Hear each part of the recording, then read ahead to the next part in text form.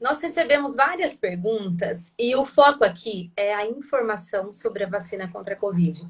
Os efeitos, todas as dúvidas. Nós não vamos entrar em questões políticas, também não vamos falar sobre o calendário de vacinação.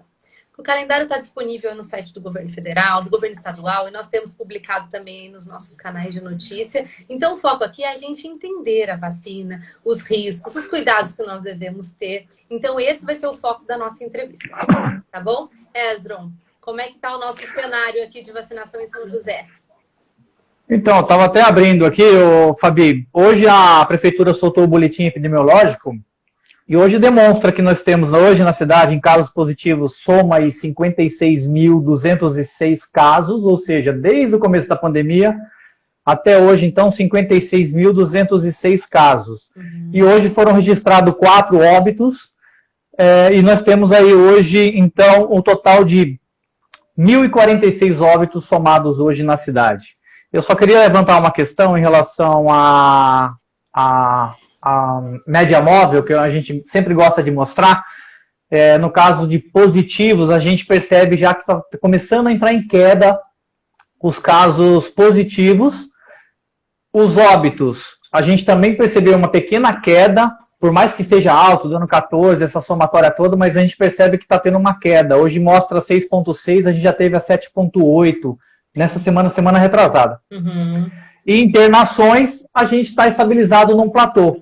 Hoje, então, as UTIs na cidade, 85% da taxa de UTI. Esse é basicamente o resumo, para a gente não estender muito em relação a isso, mas esse é o cenário hoje em São José dos Campos. Obrigada aí por essas informações aí para a gente começar a nossa conversa. Então, deixa eu apresentar direito a doutora Ana Carolina. Doutora Ana Carolina Leite Hernandes, ela é diretora técnica e científica de uma clínica particular de vacinas aqui de São José e ela também é membro da Sociedade Brasileira de Imunizações. Doutora Ana Carolina está super assim por dentro, né, de tudo, de todos os estudos da vacina, tem acompanhado tudo. Então, por isso nós, né, fizemos esse convite para que ela nos ajudasse a esclarecer essas dúvidas. Então, doutora, bora começar. A pergunta que a gente mais recebeu foi quanto tempo a vacina demora para fazer efeito? Né? Principalmente depois da segunda dose. Em quanto tempo a pessoa fica imunizada? Então vamos lá. Bom, saíram alguns estudos super frescos, na verdade, falando já de alguma proteção após a primeira dose.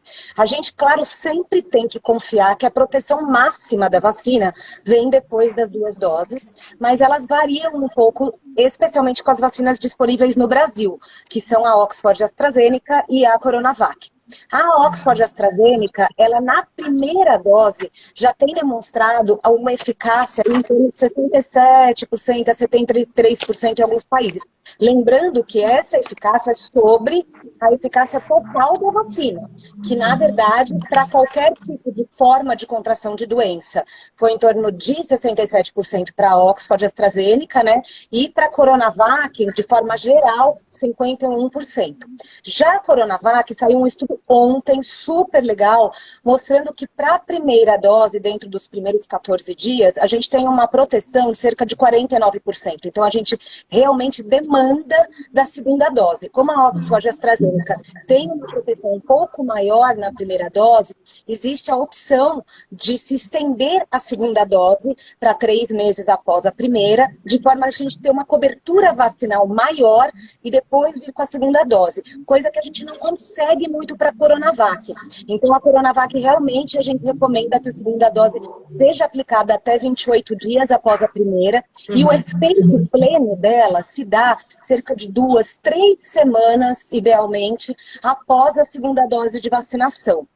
Lembrando que é importante que a gente entenda que ela foi, assim como a Oxford AstraZeneca, estudada e licenciada prioritariamente com as primeiras cepas de Covid.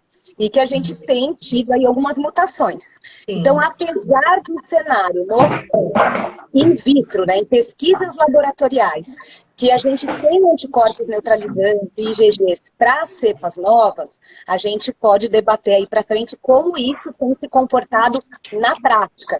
Sim. Doutora, Doutora, só uma questão que eu acho que é importante a gente até para as pessoas entenderem um pouco. A senhora falou de mutação. Eu queria que a senhora explicasse o que seria mutação, variante, cepa. que isso daí sempre está né, nas informações e muita gente não sabe.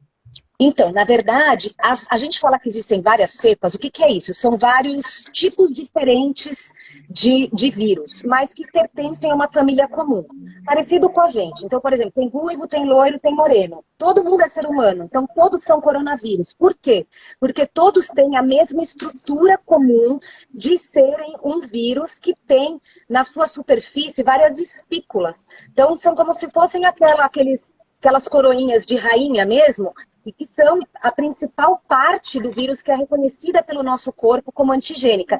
Só que essas proteínas e a sua estrutura podem variar um pouco. Então, continua sendo um ser humano, mas ele era, por exemplo, loiro e vira ruivo, ou vira moreno. Ele varia um pouco essa sua estrutura final, de forma que nem sempre o nosso sistema imunológico consiga reconhecê-lo da maneira adequada. Então, quando a gente fala em mutação, na verdade, quando a gente tem uma grande multiplicação de um vírus, seja ele qual for, acontecem pequenos erros, que nem acontecem com todas as células do nosso corpo. Uma parte desses erros, na verdade, eles são erros mesmo, eles vêm do inesperado, do acaso. E muitas vezes dão errado. E aquela variante, por exemplo, morre. Ela não consegue vingar no meio, porque sofreu uma alteração X que é incompatível com a sobrevida do vírus. Porém, quando a gente tem muita transmissão, muitas dessas variações acontecem. E às vezes, o que deveria ser um erro, para o vírus vira um acerto. Aquela famosa seleção natural de Darwin. E aí que se adapta melhor ainda ao meio. Tem uma capacidade, às vezes, maior de transmissão de um indivíduo para o outro e, ocasionalmente, uma capacidade maior até de gravidade de doença, que é o que a gente vem acompanhando. Então, a gente vai falando, as mutações geram essas novas cepas, que são os subtipos. O que acontece muito frequentemente, por exemplo, com a influenza, né? Com o vírus influenza, que é o vírus da gripe, e que leva à necessidade dessa atualização vacinal todo ano. Ele sofre uma... É uma coisa super normal para vírus, né? Super normal. Isso acontece constantemente para os vírus. Não é nada que não é um mérito ou demérito do coronavírus. É uma coisa absolutamente comum. Todos os vírus sofrem esse processo e quanto mais acelerado o processo de transmissão do vírus, mais replicação ele faz, mais chance desses desvios acontecerem. Doutor, e agora na forma, né, com que essas vacinas estão sendo feitas? Queria que você comentasse um pouquinho sobre a eficácia dela em relação a essas variantes. Então, essa é a dúvida geral, né? Porque a gente fica vendo as notícias sobre as identificações de cepas, e na verdade são muitas. Desde o começo da pandemia até agora, a gente tem aí mais de 60, 70, 80 cepas. Cada vez, na verdade, mensalmente se descobrem novas cepas. Algumas delas são com maior transmissibilidade, por isso chamam mais a atenção da mídia, mas existem também as outras. As que ganharam mais destaque no mundo aí nos últimos tempos foi a cepa do Reino Unido, a cepa africana, e no Brasil, a famosa cepa chamada P1. O que a gente sabe em termos de eficácia de vacina? Todas as vacinas, a Pfizer, a Moderna, a própria Janssen, que não tem grande uso ainda em larga escala, mas especialmente a Pfizer, a Moderna, a Oxford, a AstraZeneca e a Coronavac, elas têm sido testadas para essas novas cepas. E as respostas são variáveis. Por exemplo, a Oxford AstraZeneca, a vacinação dela foi suspensa na África, porque a resposta dela, a variante africana, foi terrível. A eficácia girou em torno de 10%. Então não adianta usar a vacina. Tem que trocar aquele componentezinho que vai dentro do vírus ali para gerar a resposta imunológica. Uma vacina de vetor viral, eu não vou ficar super me estendendo porque é científico, mas se alguém quiser, a gente depois fala disso. Mas enfim, esse vírusinho carrega um pedaço de uma proteína que na verdade deixou de ser reconhecida pelo sistema imunológico, porque na verdade as próprias mutações escapam disso. Já a cepa P1 aqui no Brasil, os estudos em laboratório especialmente, eles demonstram que ela teve uma boa resposta à cepa P1. Inicialmente, sempre os estudos são laboratoriais. É aquela coisa do remedinho que a gente fala, vai funcionar, porque no laboratório funciona. E depois a gente traz isso para a vida. E aí a gente vai vendo o impacto da vacinação com essa cepa. Então, o que a gente tem hoje de cenário concreto é que tanto a Oxford AstraZeneca quanto a Butantan, né, a Coronavac, demonstraram uma resposta boa de anticorpos neutralizantes para a cepa variante nova P1. Mas a gente não sabe o quanto isso vai durar e qual o impacto real disso na população. A ponto da gente ter a notícia aí nova, que é uma notícia que a gente vê com muito otimismo, do Butantan, que está elaborando aí e trazendo para a gente uma vacina Coronavac, que vai ter o seu nome comercial, né, Coronatan, enfim, que na verdade vai alterar o vírus inativado para a cepa P1. Como é uma cepa que está abrangendo o Brasil em larga escala, a gente presume que a resposta seja melhor. Mas a gente tem toda a questão da produção da vacina, do tempo de produção e da exacerbação. É muito comum essa troca de cepa. Quando a gente já tem a plataforma vacinal estabelecida, então, por exemplo, a vacina Coronavac, que ela usa-se do vírus inativado, então a gente vai enfraquecer e inativa aquele vírus, muitas vezes em formaldeído, enfim, e a gente preserva a estrutura dele para o organismo reconhecer, mas ele é absolutamente incapaz de produzir doença. Então isso é bem importante, porque as pessoas têm uma insegurança enorme com isso. E isso é uma coisa que já acontece com várias vacinas historicamente. A gente tem isso na vacina da Salk, que é a da poliomielite inativada, hepatite B, hepatite A, a própria vacina da gripe. Nós já estamos acostumados com a inativada, né? É um método bem comum de produção de vacina. O Butantan é responsável aí por 76% das vacinas do nosso Programa Nacional de Imunização, a Fiocruz de mais de 20%. Então a gente está muito habituado com os métodos de fabricação dessas vacinas. Então a gente pega essa cepa nova, que está exuberante no meio, inativa, e usa essa cepa que é mais predominante no nosso meio para vacinar. Então o meio científico vê com muito otimismo a possibilidade dessa fabricação local do Butantan, além disso trazer uma independência em todas as fases de produção da vacina.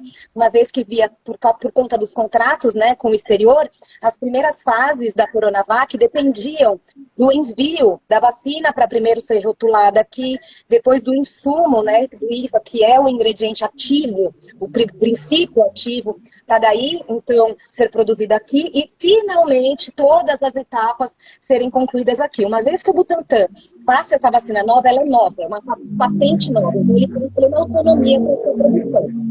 A gente tem, esse estudo que eu te falei que saiu, ele é muito interessante porque ele foi feito no primeiro trimestre desse ano em Manaus. Então a gente já tinha um aumento dessa cepa variante P1.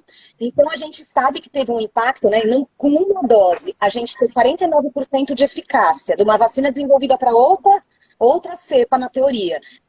49% para formas gerais, 76% para formas graves. A gente espera um impacto maior para formas graves, mas lembrando que foi com uma dose, sem a vacinação completa. Então isso mostra que sim, que a vacina está trazendo um bom impacto para essas cepas novas, mas elas podem continuar mudando e a gente precisar, então, ir atualizando a vacina.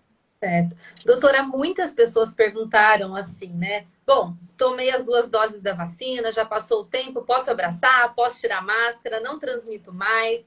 Então, eu queria que a senhora explicasse pra gente como é que funciona esse pós-vacina. Isso, na verdade, é o sonho da gente. Eu já vou até complementar e falar, doutora, quando que nós poderemos sair sem, né? Porque quanto da população precisa ser vacinado para que nós possamos aí viver normal, vamos dizer assim. Você sabe que o coronavírus, por conta das mutações e da alta transmissibilidade, a maior parte de grandes estudos têm sido feitos em Manaus por conta do caos da saúde que aconteceu lá. Mas Manaus, o ano passado, a gente chegou a ter mais de 60% da população contaminada e a gente não atingiu a famosa imunidade de rebanho, que é aquilo que a gente espera. A gente fala, olha, tantas pessoas pegaram a doença ou foram vacinadas, estão imunes e, portanto, o vírus deixa de circular e a gente pode voltar, então, a ter uma vida normal. Com 60% de população contaminada em Manaus, o ano passado, a gente não teve imunidade de rebanho, continuamos tendo transmissão e tivemos uma cepa nova. Então, a gente estima que a gente precise de uma porcentagem acima de 70% da população para ter imunidade de rebanho. Lembrando que a gente tem um público infantil aí até 19 anos de idade de cerca de 25% da nossa população. Então, talvez a gente precise expandir, inclusive, a vacinação para esse grupo, que é um grupo de menos risco, né?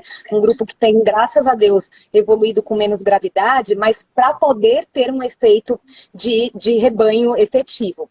O que a gente sabe é que, na verdade, se a gente vacina muito... Quanto à transmissibilidade, só para eu fazer um link das duas coisas. Se a gente tem uma vacina tão potente que ela evita de eu pegar o vírus, porque quais são os desejos da gente quando a gente desenvolve uma vacina, né?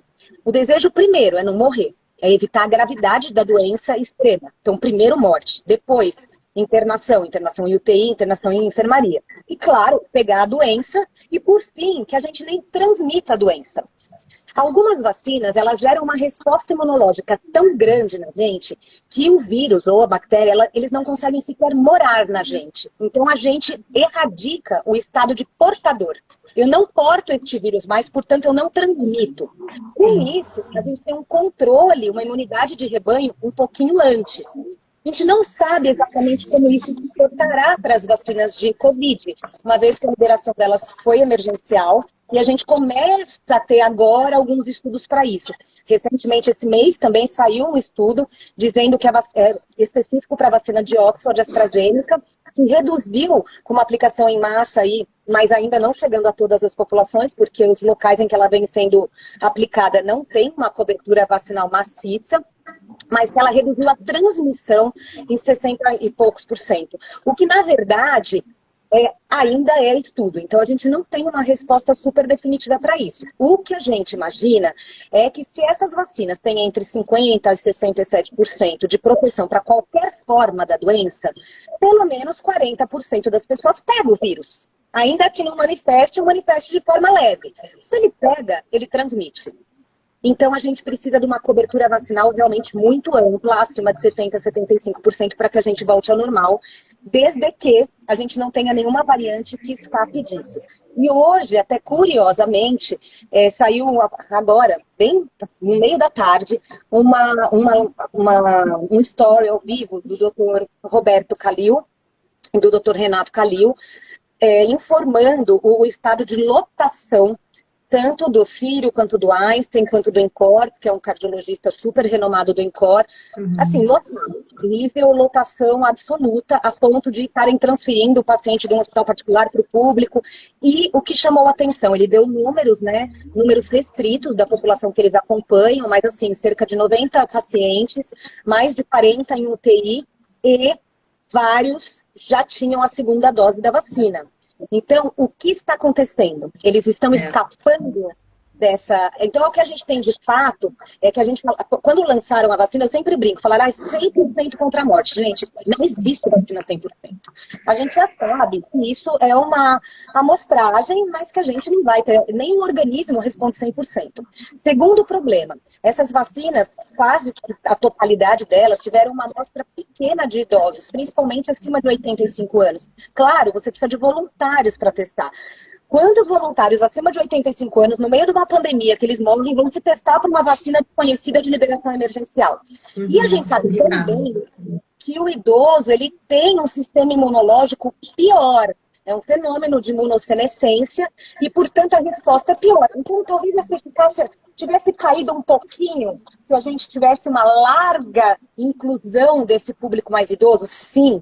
Então, a gente sabe, aí os estudos recentes já têm mostrado que a gente tem uma eficácia para forma grávida que saiu até agora de 97%. 0,3% já está meio escapando. Ainda assim, é espetacular, claro, porque é um grupo que vem a falecer, especialmente os acima de 60 anos, 70% com Covid. Então, quando você tem 70% de morte versus 0,3%, é espetacular. Mas tudo isso reforça a necessidade da gente manter alguns cuidados. Então, a gente foi vacinado. Eu posso pegar o vírus e transmitir? Sim.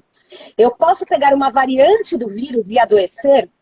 Sim, a gente ainda não tem uma vacina que erradique todas as variantes, nem sei se um dia teremos. Então, portanto, por enquanto, especialmente enquanto a gente não tem uma vacinação acima de 75% da população e não tem esse impacto, esses estudos de impacto de vacinação em massa, a gente não tem muita previsão de poder usar essas medidas. Então assim, uma informação importante, então, né?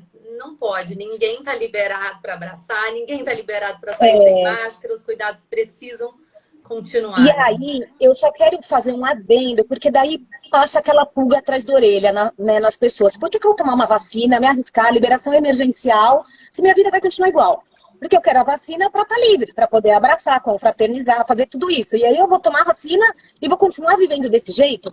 Mas a gente precisa dessa etapa para chegar na etapa de ficar livre disso. Se a gente não for se vacinando, se imunizando em larga escala e liberando essas cepas, a gente nunca vai chegar nessa etapa. Possivelmente, a pandemia durasse aí, tem muitos cientistas que previam um cenário de 10 anos. A gente imagina que um bom controle não aconteça antes de 2023, justamente porque a gente tem uma velocidade vacinal não tão grande como esperada, considerando as dimensões do nosso país. Em Israel, a gente tem a totalidade da população vacinada, claro, porque a população é menor, enfim, não entraremos mais assim. O impacto é absurdo. E aí, a possibilidade deles voltarem ao normal é enorme, porque eles bloqueiam aquela cepa para a qual a população toda foi vacinada. Então, eles diminuem a chance de cepas novas, e especialmente se eles tiverem um bom controle de identificação e testagem de entrada no país, né, para não entrarem cepas provenientes de outros locais, muito possivelmente eles serão o primeiro país a retomar uma vida aí. Tanto que eles já até desenvolveram um testezinho de saliva rápido. O objetivo é ser feito em aeroportos, para liberar viagens, porque o objetivo, quando você consegue ter essa ampla vacinação, é que a gente controle essa circulação. Então, eu vou lamentar que eu não consigo dar uma data prevista para quando as pessoas conseguirão realmente viver dentro da normalidade, mas que as pessoas entendam a importância de aderir à vacinação, porque só com uma cobertura ampla a gente tem a perspectiva de chegar a isso. Senão, a gente está sempre exposto a esse ciclo eterno de transmissibilidade alta, mutação, a vacina não vai dar, vamos lá, e o que vai acontecer? Posso ter uma infecção ou não? Então, não tem outro jeito. O caminho é a gente aderir em massa à vacinação, aderir concomitantemente às medidas de precaução, então o distanciamento social, o uso de máscara, a higiene das mãos, para que a gente diminua a transmissibilidade dentro daqueles que não foram vacinados e com isso diminua o ritmo de possíveis mutações e vá ampliando a vacinação ao mesmo tempo.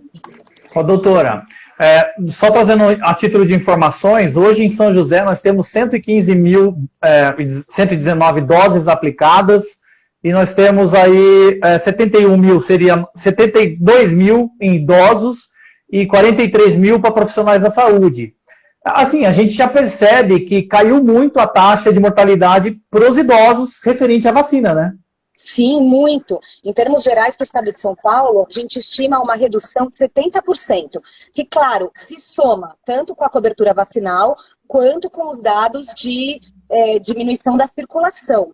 Mas muito disso deve aumentar agora, com eles tendo a sua cobertura com 2 doses e transcorrido o tempo adequado dessas 2 doses. Então, isso, em parte, começa também a explicar essa mudança no cenário que a gente tem, que dá aquela preocupação, você fala, nossa, mas a doença, a cepa nova, ela está pegando mais adulto, jovem e criança. E isso, na verdade, é uma impressão. Por quê? Porque ela está pegando mais todo mundo. Ela é 2 vezes, pelo menos, mais transmissível. A gente tem aí uma quadruplicação dos números se comparados com o começo da pandemia em termos nacionais. Então, de forma geral, a gente tem pelo menos 4 vezes mais pessoas pegando. Então, 4 vezes mais criança, 4 vezes mais adolescente, 4 vezes mais adulto jovem. Não 4 vezes mais idosos, pelo contrário.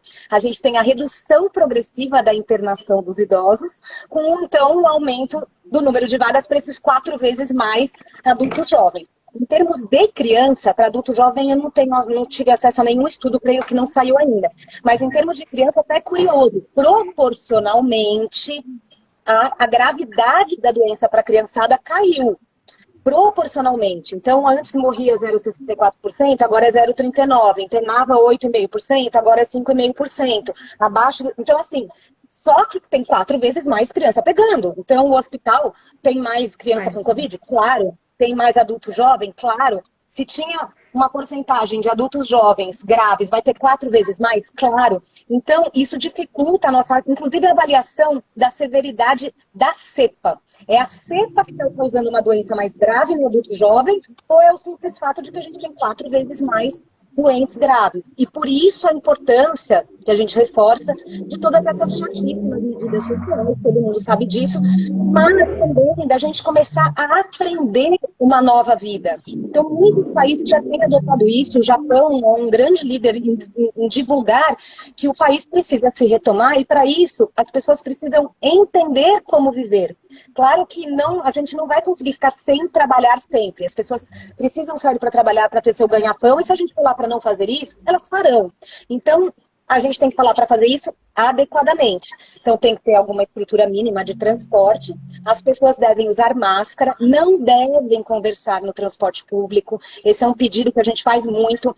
Em alguns países isso é muito simples, porque as pessoas já não se encostam, as pessoas não se falam. Mas aqui é diferente. Mas no Brasil não, você está cansado, você entra no ônibus, você começa a conversar com a pessoa no ônibus, vai batendo aquela amizade fácil, rápida. Exatamente, aí você vai dar que você já está encostando, dando um tapinha. Então a gente precisa se concentrar para tentar minimizar isso.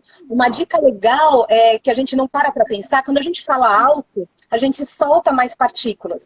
Então o pessoal fala assim, olha, evita pôr música alto, chamou a mãe, o pai, porque não é nem para ter grandes reuniões, mas põe uma música baixa, fica a 2 metros de distância e fala mais baixinho. Enfim, a gente pode ir se acostumando a ter medidas mais seguras. Tem que circular, procure lugares abertos, evita lugar fechado, vai ao supermercado, vai ou pede um delivery do supermercado. A gente tem tantos pequenos comerciantes passando necessidade, grandes redes lotadas, porque o shopping center do brasileiro virou um supermercado, né?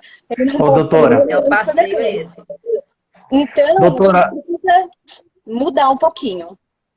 Doutora, a gente tem algumas perguntas aqui, inclusive já online. Fabi, você quer dar uma pergunta que já foi? Fazer ela? Depois eu queria dar 2 perguntas online que já tem aqui, que eu já anotei. Tá, bom, a Neia perguntou se a live vai ficar gravada. Vai sim, gente. Luísa está perguntando aqui, estou grávida e posso tomar a segunda dose da vacina? Pois tomei a que demora 3 meses a segunda dose. Acho que ela tomou de Oxford. Quanto tempo será que ela está de gestação? Será que é assim, doutora? A pessoa tomou, aí descobriu que está grávida e na segunda dose ela pode tomar? Sim, ela pode tomar. Na verdade, a própria Sociedade Brasileira de Ginecologia e Obstetrícia fez uma manifestação favorável a isso, porque a gente sabe que a inclusão de gestantes, assim como crianças, são estudos que vêm seguindo. Mas a gente tem já os estudos documentados daqueles que foram vacinados inadvertidamente. Eu não sabia que estava grávida e tomei a vacina.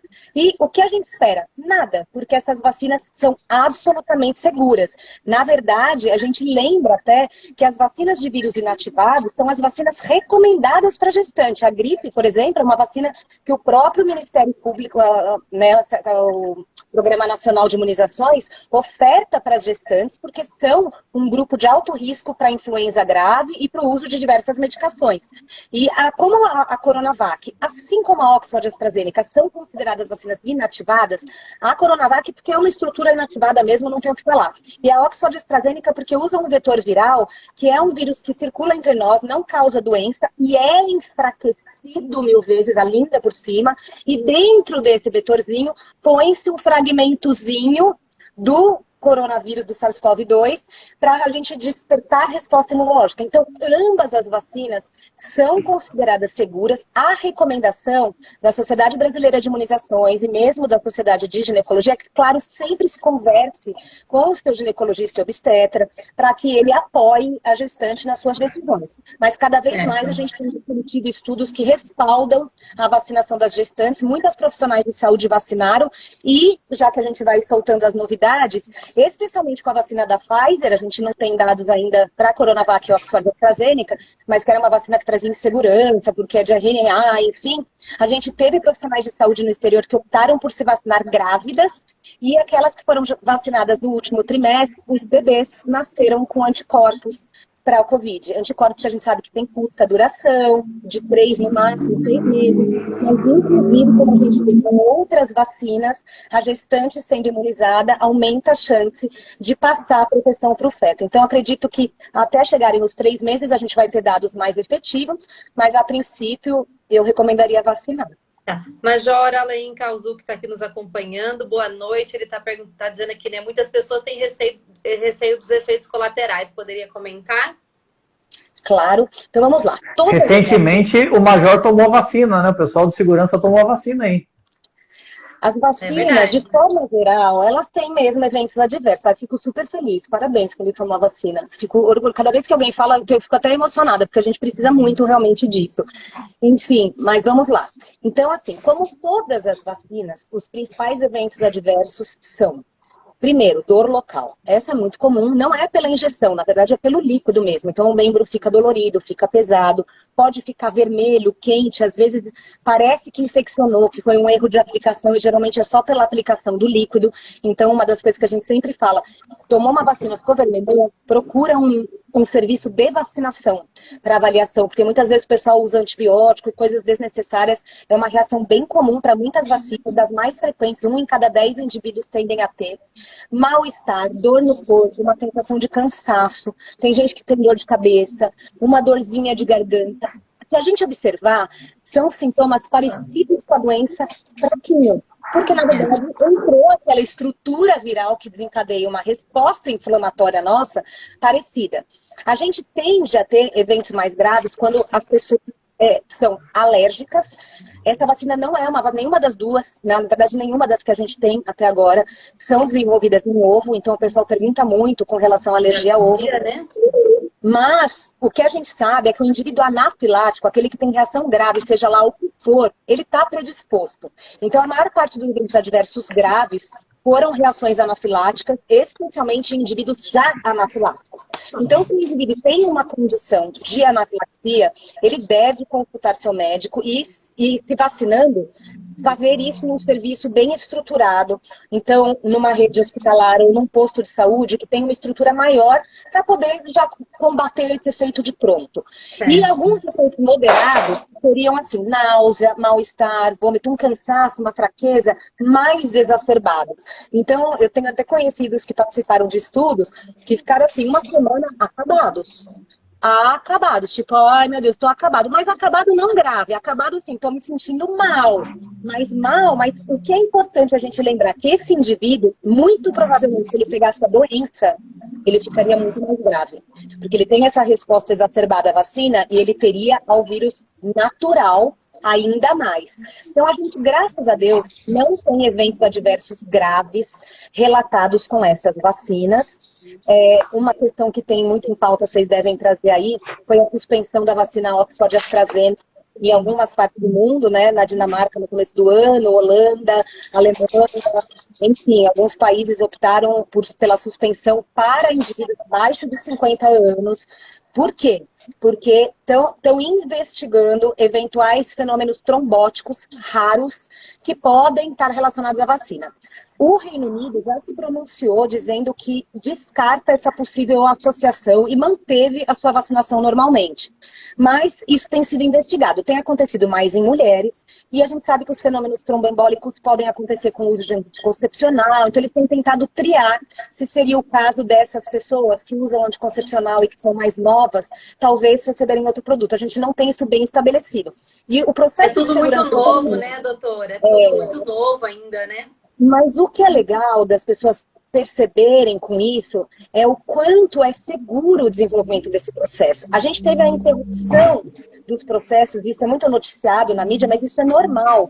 Toda vez que tem um evento adverso, por exemplo, alguém participando de um estudo morreu, para o estudo. Aí teve um caso que foi suicídio, o cara se enforcou, mas para o estudo. Até você ter certeza que a pessoa se enforcou, paralisa o estudo. E isso, com tantas... As pessoas podem estar participando de um estudo ou sendo vacinadas e morrerem de causas naturais. As pessoas falecem por acidentes, por doenças, os idosos principalmente. Uhum. Então, essa associação tem um comitê de investigação que é absolutamente desvinculado da indústria farmacêutica. E este comitê é responsável internacionalmente, inclusive, por apurar e tentar identificar, isso que aconteceu durante a vacinação é um fenômeno que tem a mesma incidência na população normal e está atribuído à normalidade da vida ou relacionado à vacina. E isso é a parte mais séria de todo o estudo vacinal. Então, aparentemente, pelo que a gente não tem, especialmente com a Coronavac, que tem essa plataforma já conhecida, eventos adversos graves relacionados à vacina, especialmente, e a gente imagina que eles existam numa porcentagem mínima. Zero é a mesma coisa, eu vou falar para vocês, eu trabalho com imunização há muito tempo, a gente sabe que zero não existe, vai ter 1 para 1 milhão, enfim, né, de algum quadro eventualmente mais grave. Mas, de forma geral, essa é a primeira fase de aprovação das vacinas e ela, a todo momento, é revista. Até por isso que se sugeriu o intervalo de 14 dias da vacina de coronavírus para a gripe, para a gente poder avaliar nesse período melhor os eventos adversos. Foi do coronavírus ou foi da gripe? Porque as duas são inativadas. A gente usa muito tomar vacinas assim, 2 ao mesmo tempo. Mas aí, se eu passar mal, se eu ficar com mal-estar, de qual vacina foi? Então, a gente não consegue ter um bom relato do evento adverso. Ezron, vamos lá para mais perguntas aqui. Quem já teve Covid precisa ser vacinado? É uma das perguntas que fizeram. Isso é uma dúvida bem recorrente. A resposta é sim, mas com uma ressalva. Depende de quanto tempo faz que esse indivíduo teve Covid. Se a pessoa acabou de ter Covid há uma semana, a resposta é aguarde.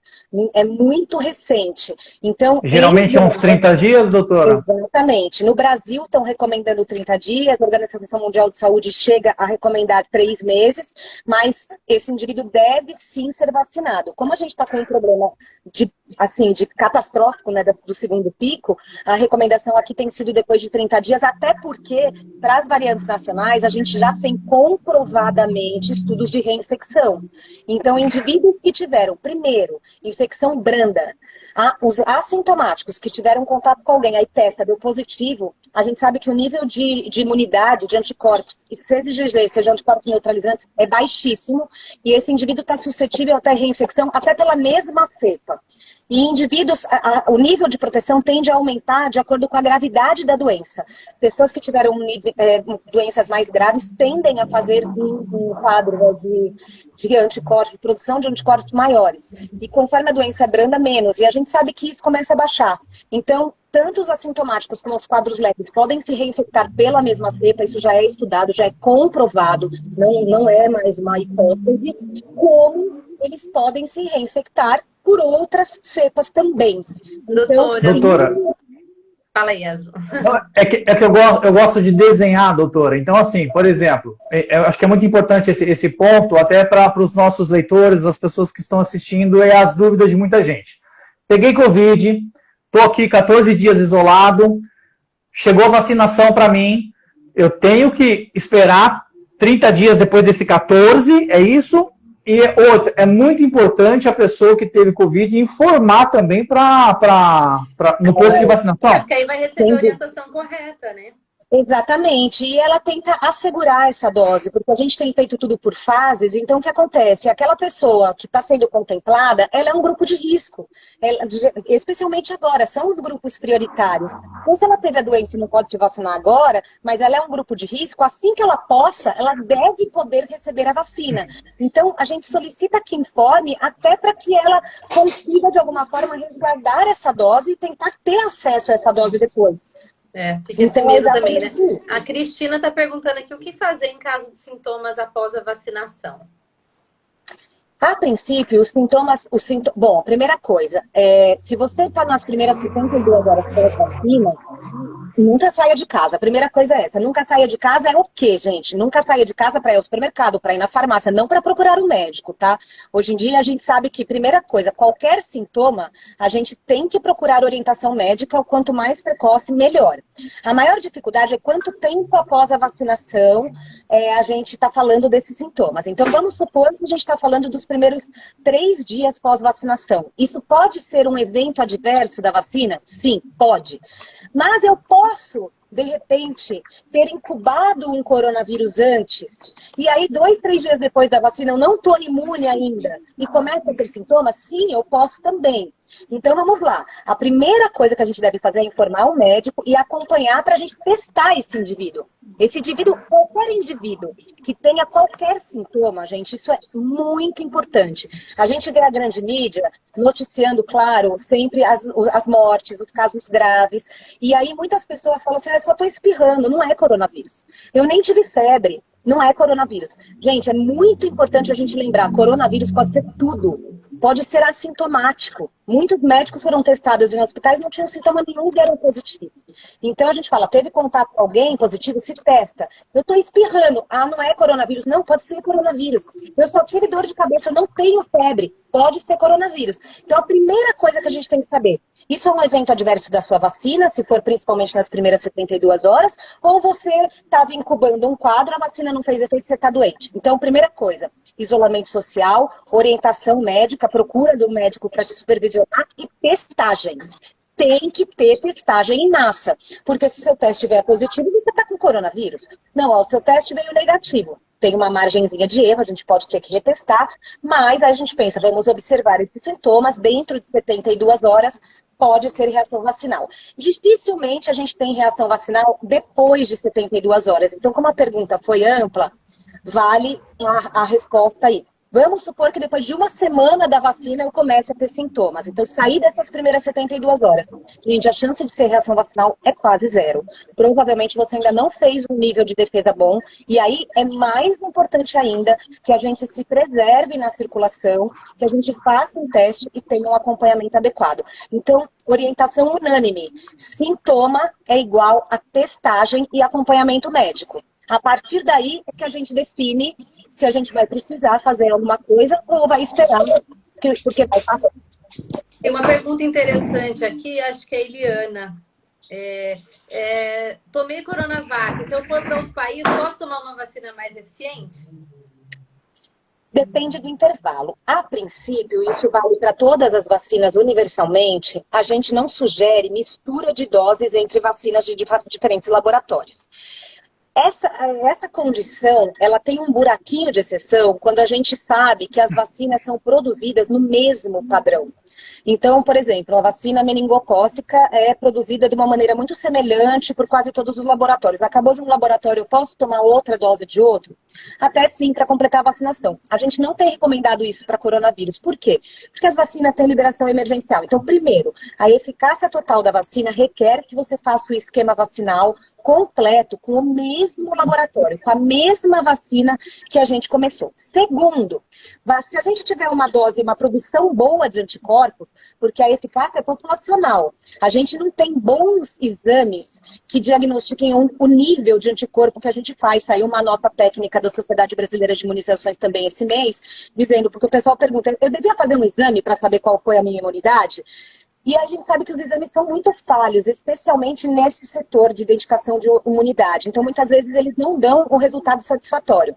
Então, a gente não consegue nem ter essa boa determinação de níveis de anticorpos. E se a gente está com um nível de anticorpo muito alto, se a gente toma uma outra vacina para o mesmo agente, os eventos adversos aumentam. Claro, porque imaginem vocês, a gente está com um nível bombando de imunidade para uma doença, para um agente. Eu vou lá e recebo aquilo. Meu organismo vai... Então, a gente não recomenda que se tome outra vacina, mesmo que a eficácia seja maior, até que a gente tenha aí um acompanhamento maior de estudos, e especialmente, mesmo que fosse a mesma vacina, falando, eu vou tomar mais uma dose da Coronavac daqui a 6 meses. Isso não é recomendado. A ideia é que talvez... o pessoal me pergunta, né? Uma das que eu recebi antes, já vou até encaixar aqui porque ela é bem na mesma linha, é exatamente isso. Se a vacina que eu tomei não tem teste de eficácia, depois de quanto tempo eu posso tomar outra? Gente, a gente não sabe isso ainda. A gente precisa saber quando a curva de anticorpos começa a decair com essa vacina que a gente tomou. Então, possivelmente, eu diria para vocês, certamente depois de 6 meses.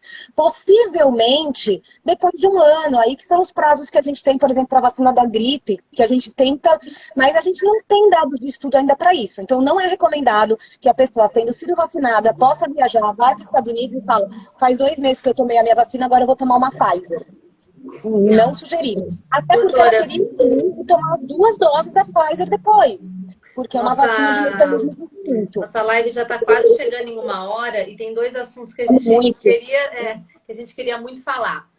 Sobre as clínicas particulares, né? Queria que você comentasse um pouco as perspectivas das vacinas chegarem às clínicas particulares. Também está tendo sempre muita novidade sobre isso, né? Então, como você aí, como, né, diretora de uma clínica particular, queria que você nos explicasse isso.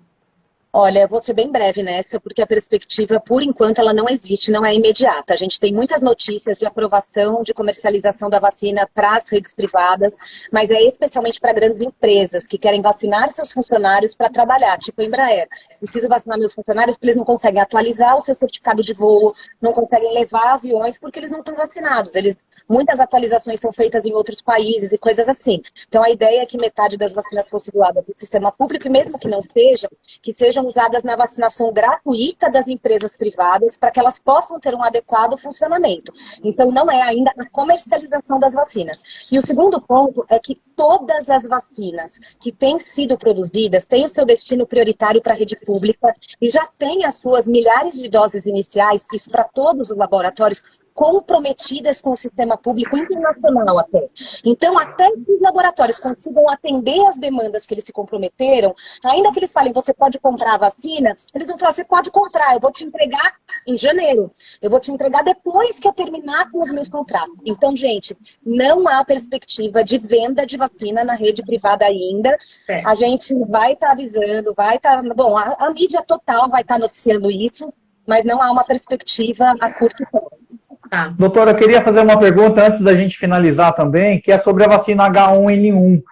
Na verdade, não é nem mais H1N1, né? Já deve ter mudado a nomenclatura, já devemos estar aí no HN3, N2. Eu queria que a senhora falasse um pouquinho disso, porque é a mutação, né? Vamos dizer que vai mudando, né? Mas como que vai funcionar em relação? Porque nós estamos no meio do processo de vacinação da Covid, vai entrar H1N1 agora, que é contra a gripe, né? O processo de vacinação não tem problema? Posso tomar num dia a Covid, posso tomar no outro H1N1, no mesmo dia? Como que seria isso? Então, a recomendação oficial, justamente por conta de não termos estudos com elas sendo aplicadas juntas e para a gente poder ter uma avaliação boa dos eventos adversos de cada uma, seria que o intervalo mínimo entre elas fosse de 14 dias. Também saiu uma publicação recente e vamos supor que, sei lá, eu sou uma idosa, tenho lá 60 anos, e a programação para tomar minha vacina é para daqui a um mês. Aí eu vou lá e tomo da gripe.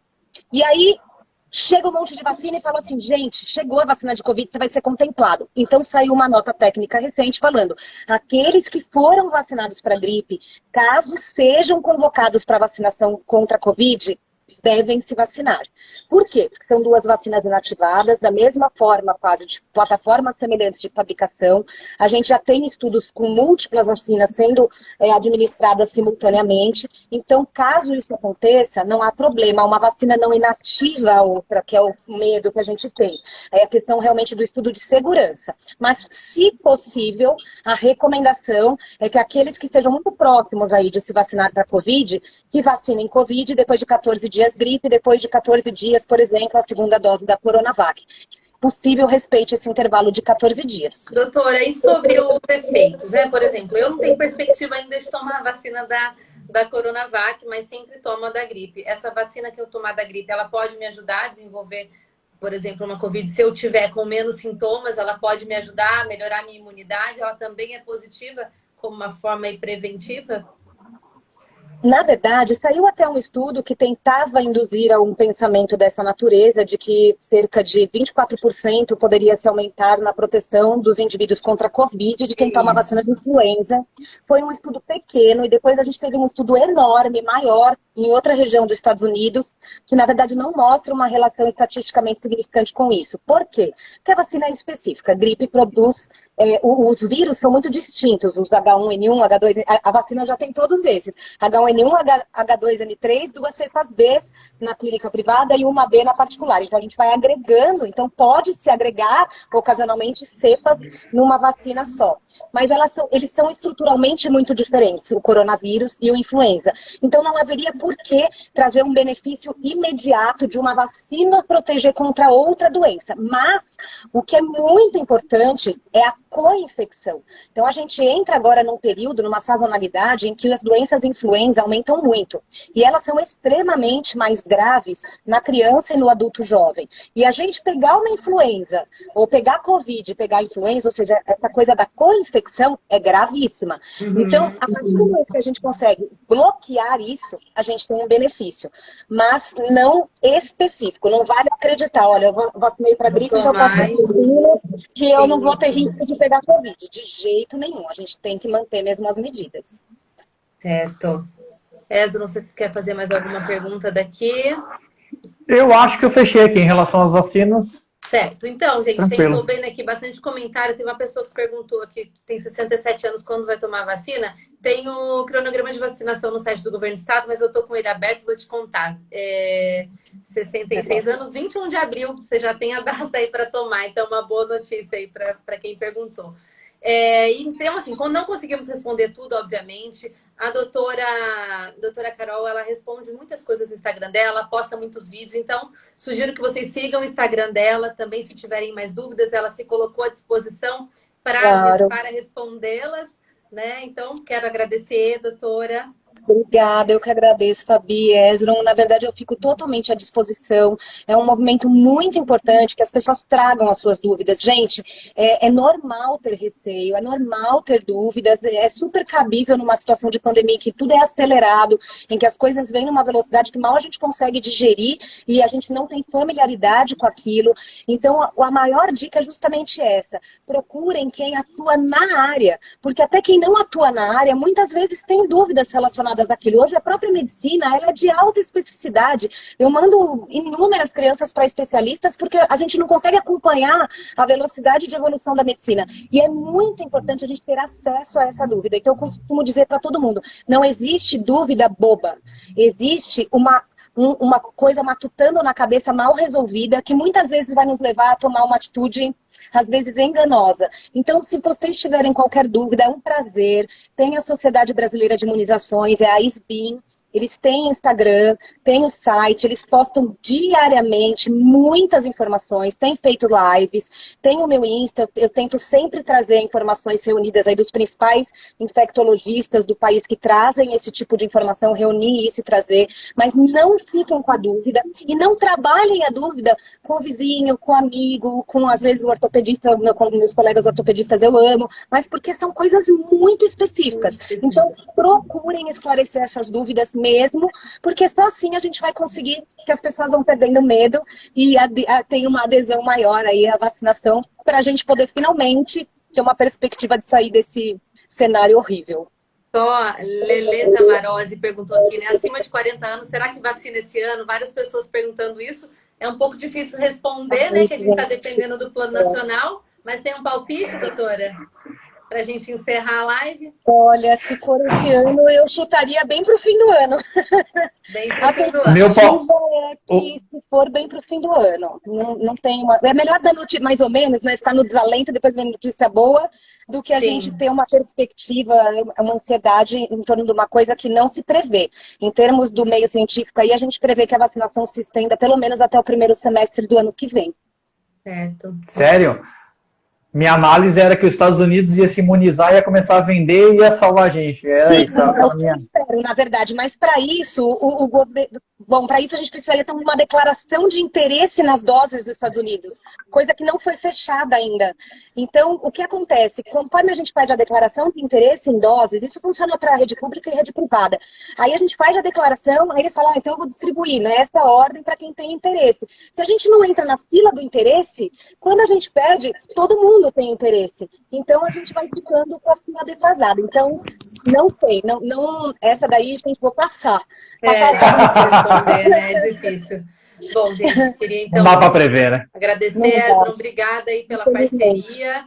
Obrigada a quem nos acompanhou. E como a gente começou falando, né? A gente não queria entrar em questões políticas, não entramos. E também não íamos ficar falando aqui do calendário de vacinação que está disponível aí nos portais. Então, o foco aqui foi falar sobre a informação sobre a vacina e a doutora Carol nos trouxe aí muitas informações nesse sentido. Então, obrigada aos dois aí. Obrigada, Fabi. Foi um prazer. Muito obrigada. Prazer. Boa noite, gente. Boa noite. Boa noite. Boa noite, pessoal. Até mais. Até mais. Beijinho de longe, né? Que agora de longe pode. Adoro.